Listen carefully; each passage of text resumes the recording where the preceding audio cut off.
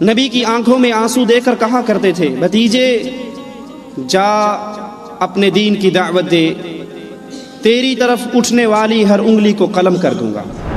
بڑی عجیب محبت کرتے تھے۔ اللہ کے نبی علیہ الصلوۃ والسلام سے سوال کیا گیا، اتنی محبت کرنے والا چچا کہاں جائے گا؟ یہ محبت کام نہ آئی۔ کیوں؟ اس نے محبت کے تقاضوں کو پورا نہ کیا۔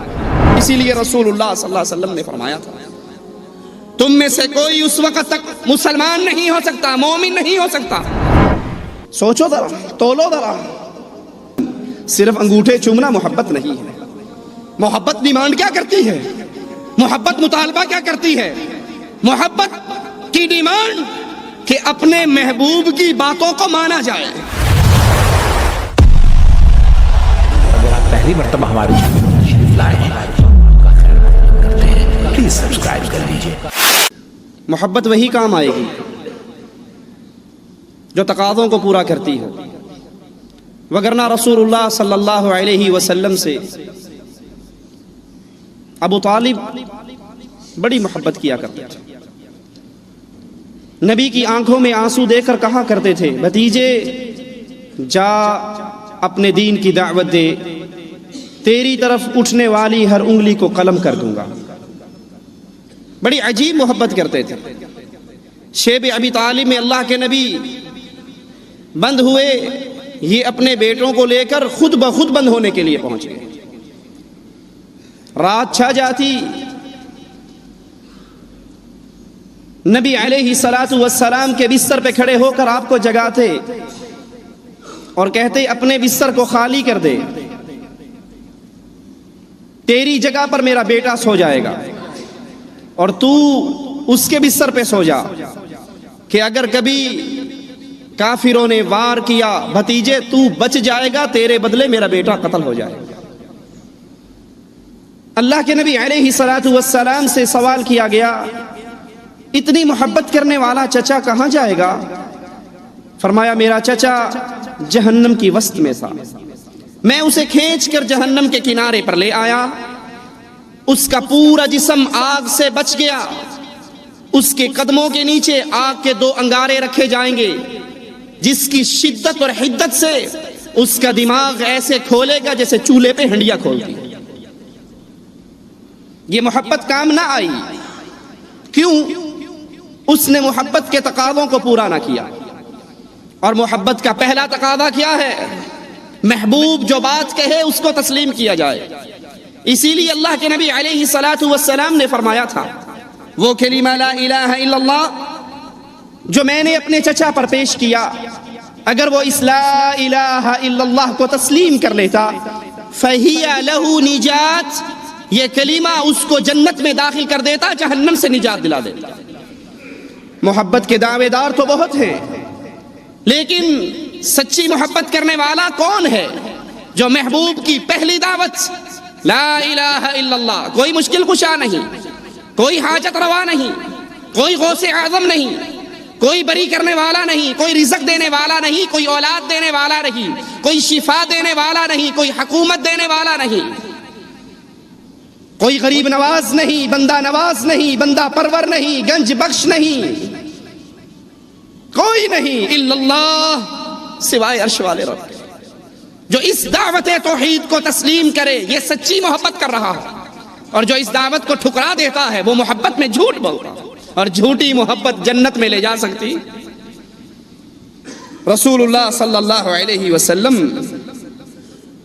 ایک شخص آپ پر ایمان لے کر آتا ہے، محبت کے تقاضوں کو پورا کرتا ہے۔ پہلا تقاضا محبت کا، دعوت توحید کو تسلیم کیجئے اور پھر نبی سے سچی محبت کیجئے۔ ابو سفیان کہتا ہے، زید کیا خیال ہے تو صرف اتنا کہہ کے جان بخشی کروا لے کہ کاش آج میری جگہ پہ محمد سولی چڑھ جاتے صلی اللہ علیہ وسلم اور میں اپنے گھر میں اہل و عیال میں ہوتا۔ کہا ظالم کیا کہتا ہے، میں تو یہ بھی پسند نہیں کرتا میرے جسم کے ٹکڑے ہو جائیں اور میرے نبی کے قدموں میں صرف ایک کانٹا ہی چبھ جائے۔ سچی محبت ہر چیز سے بڑھ کر، اسی لیے رسول اللہ صلی اللہ علیہ وسلم نے فرمایا تھا، تم میں سے کوئی اس وقت تک مسلمان نہیں ہو سکتا، مومن نہیں ہو سکتا جب تک اپنی جان سے بڑھ کر محمد سے محبت نہ کرے صلی اللہ علیہ وسلم، اپنے مال سے بڑھ کر، اپنی اولاد سے بڑھ کر، اپنے ماں باپ سے بڑھ کر، والناس اجمعین، کائنات کے ہر بندے سے بڑھ کر، جب وہ کائنات کی ہر چیز سے بڑھ کر محبت کرے محمد الرسول اللہ سے، یہ سچا محب ہے۔ اور جو انگوٹھے چومنے میں تو نبی سے محبت کرے، جو میلاد منانے میں تو نبی سے محبت کا دعویٰ کرے، لیکن نہ اپنی جان سے بڑھ کر نبی سے پیار کر رہا ہے، نہ بیگم سے بڑھ کر، نہ ماں سے بڑھ کر، نہ باپ سے بڑھ کر، نہ بہن سے بڑھ کر، نہ بھائی سے بڑھ کر، نہ برادری سے بڑھ کر، یہ محبت میں جھوٹ بولتا ہوں۔ آئیے ذرا اپنے گریبانوں میں نظر ڈالیے، دعوے دار تو بہت ہیں، کیوں نہ ہم اس مسجد میں بیٹھے ہوئے پہلے اپنی ہی فکر کر لیں۔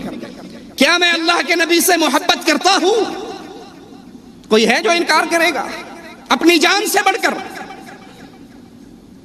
اپنی بیوی سے بڑھ کر، اپنے معاشرے سے بڑھ کر۔ اللہ کے نبی علیہ الصلوۃ والسلام، اگر ان سے ایسی محبت کی جائے، نبی کے دامن سے لگنے والوں کو یہود و نصارہ کبھی ذلیل نہیں کر سکتے، لیکن ہم نے نبی کا دامن پکڑا ہی کہاں ہے؟ اللہ کے نبی علیہ الصلوۃ والسلام کی شریعت، اللہ کے نبی کی ذات ہماری بیگموں سے ہار جاتی ہے۔ آئیے ذرا سوچیے، اللہ کے نبی فرماتے ہیں داڑھیوں کو معاف کر دو، ان کو لٹکا دو، ان کو زیادہ کرو۔ بیگم کہتی ہے ملا کے ساتھ میرا گزارا تو نہیں ہو سکتا، اس کو شیو کرا۔ تولیے ذرا ایمان کو۔ اللہ کے نبی فرماتے ہیں معاف کر دو، لٹکا دو، زیادہ کرو، رحم کرو۔ بیگم کہتی ہے ملا کے گھر میں نہیں رہوں گی، جب شادی ہوئی تھی تو بالکل کچھ اور ہی ماحول تھا، یہ کیا بن گیا؟ کس کو جتا رہے ہو؟ اگر اللہ کے نبی کی سنت کو سینے سے لگایا اور بیگم کی مخالفت کو مول لیا، داڑھی کو شیو نہ کیا، آپ محمد الرسول اللہ سے سچا پیار کرنے والے ہیں۔ اور اگر آپ نبی کی سنت کو بیوی کے لیے، ماں کے لیے، منگیتر کے لیے، ماحول کے لیے، معاشرے کے لیے ذبح کر کے گٹر کی گندگی کے اندر پھینک دیتے ہو، آپ محبت میں جھوٹ بولتے ہو۔ نبی فرماتے ہیں علیہ الصلوۃ والسلام، جس گھر میں تصویر ہو، جس گھر میں بت ہو، رحمت کے فرشتے نہیں آتے۔ آپ کے کمرے میں، میرے کمرے میں عمران خان، وسیم اکرم اور پتہ نہیں کس کس کنجر کنجری کی تصویریں لگی ہوئی ہیں۔ سوچو ذرا، تولو ذرا۔ صرف انگوٹھے چومنا محبت نہیں ہے۔ محبت ڈیمانڈ کیا کرتی ہے؟ محبت مطالبہ کیا کرتی ہے؟ محبت کی ڈیمانڈ کہ اپنے محبوب کی باتوں کو مانا جائے، اتباع کی جائے۔ کس طرح کی اتباع؟ رسول اللہ صلی اللہ علیہ وسلم دوران نماز جماعت کی حالت میں اپنی جوتیاں اتار کر نیچے رکھ دیتے ہیں، سائیڈ پہ رکھ دیتے ہیں۔ سلام پھیر کے دیکھتے ہیں تو صحابہ کی تمام جماعت جوتیاں اتار چکی ہے۔ پوچھتے ہیں اے میرے صحابہ، تم نے جوتیوں کو کیوں اتارا؟ کہا محبوب تیرے قدموں کو دیکھا تھا، تو نے اتار دی، ہم کیسے پہنے رہ جائیں؟ کہا میری جوتی کے نیچے تو جبرائیل نے بتایا گندگی لگی تھی، میں نے تو اس لیے اتاری۔ کہا آقا تو نے اس لیے اتاری، ہم نے تیری محبت میں اتاری۔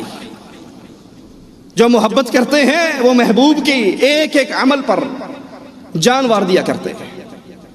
رسول اللہ صلی اللہ علیہ وسلم اعلان فرماتے ہیں جو اللہ پر، اس کے رسول پر ایمان لاتا ہے، آج عصر کی نماز یہودیوں کی بستی میں جا کر ادا کرے۔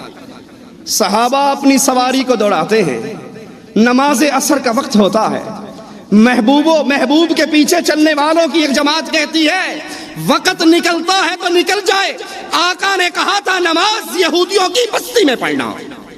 محبت کرنے والے، پیار کرنے والے، پیار کرنے والے انگوٹھے نہیں چوما کرتے، پیار کرنے والے انتظار کرتے ہیں جب ہمارے آقا کا حکم ہوگا، اس کی زبان سے آخری جملہ نکل رہا ہوگا، ہمارا گردن، ہمارا سر جھک رہا ہوگا۔